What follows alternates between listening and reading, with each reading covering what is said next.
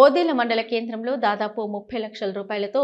Ayurvedic హాస్పిటల్కు నిధులు మంజూరు చేసిన కేంద్ర ప్రభుత్వానికి కృతజ్ఞతలు తెలుపుతూ ప్రధానమంత్రి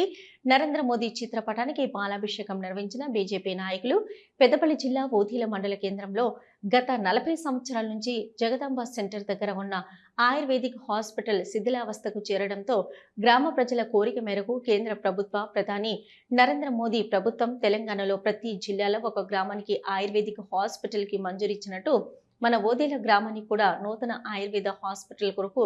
మంజూరు ఇచ్చినందుకు కృతజ్ఞతగా ఓదెల గ్రామ ప్రజలు ప్రధానమంత్రి నరేంద్ర మోదీకి కృతజ్ఞతలు తెలుపుతూ మోదీ చిత్రపటానికి పాలాభిషేకం నిర్వహించారు. ఈ సందర్భంగా వారు మాట్లాడుతూ ఈ యొక్క హాస్పిటల్ శాంక్షన్తో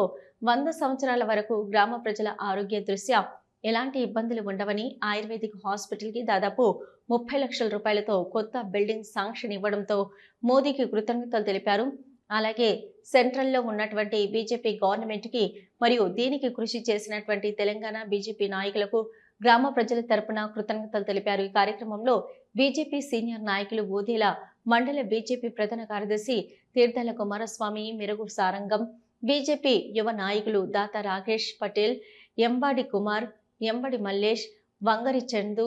రామినేని రాజేంద్ర ప్రసాద్, రాచల్ అశోక్, సతల్ల కుమార్, నాగబురి రామచంద్రం గౌడ్, ఖ్యాతం సాయి, కోకుల శ్రీకాంత్, చింతం సత్యనారాయణ, ముంజల మహేందర్, సునీల్, గట్టు చరణ్, లెసెట్టి అఖిల్, ముద్దసాని శ్రీను తదితరులు పాల్గొన్నారు.